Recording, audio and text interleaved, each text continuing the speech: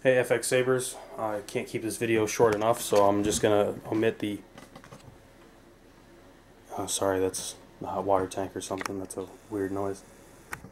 I'm going to omit the SD card access part of this video. It is done by lifting this O-ring up. You can see the one hole here is drilled too big. I didn't do that. That was there when I got this hilt. Unscrew that set screw. Remove the blade holder by gripping here and spinning. It'll spin free of the optics can that I machined that's in there. And make your changes. Pre-twist the optics can so that it's straight rather than already twisted from the last time. Screw this in most of the way. Line up the hole with a top of a set screw that's on the optics can holding the heat sink in. Tighten that screw up so that it's nice and recessed for this O-ring to lay pretty flat. And you're done. Recharge port is on this side over here. There's a PVC sled holding this together pretty much, and the threads are all terrible, but that's the way the hilt came to me. I didn't worry about that. That wasn't me.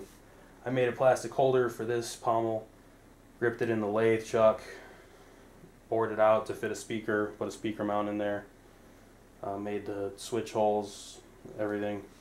This window here is resin rather than metal. Didn't know that when I center punched and drilled the hole. The center punch was perfect, but the drill bit walked because it's resin and not metal. I was a little unhappy with that, but the aux switch blends in real nicely with that. I think there's a file missing on my SD card or something. You know how you get some really weird behavior sometimes when there's a file missing. I'll button that up before I get this shipped out, and if not, I'll have the contents emailed to the owner, and when he gets it he can make the swap himself. He might not like this font anyway. This is what I told him we should go with, and if he doesn't like it, the SD card access is super easy, so he can change it. Episode 2, Age of Battle. There's an Anakin Skywalker boot because Anakin did use this saber against Dooku. It was green, but this is Coyote-Mundi's saber, so I made it blue. There's the white flash on Clash, and the sky blue blade achieved by wiring the green and the blue dice in series. I did series because there's only a 14500 pack up here, and that's due to the fact that the PVC sled and all the greeblies that are screwed into it were in the way. I'll turn some lights off real quick.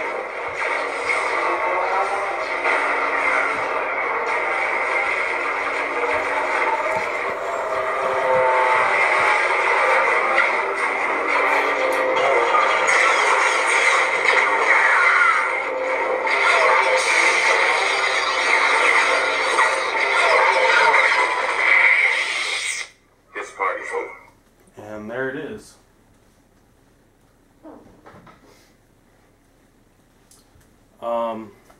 As I mentioned, Petit Crouton 2.0. I'm doing good on time, so I'm going to elaborate a little bit. The optics can, I can actually show that. The optics can functions as the blade stop. The heatsink is held into the optics can by 2 set screws, and the optics can is held to the hilt by 1. My little lathe can't thread that well, so I didn't really worry about threading everything. See if you could see that optics can in there. Yep, there it is. I'm not sure who made this hilt originally. I don't know if it's a saber forge. If it is, it's nice for a saber forge, but given all the problems that I just mentioned, I don't want to say that's not saying much, but that's really not saying much. So, yep, anyway, let me go through the bar graph one time, show you. The top two are blade mirror. Aux switch. I may have mentioned I put Birchwood Casey on an aluminum plunger. You don't really have to use the corner of your thumb or anything. You just give it a nice push and it'll go. It's not a hard push, you know, you don't have to force anything. Anti-power off enabled, like I said. And that's it.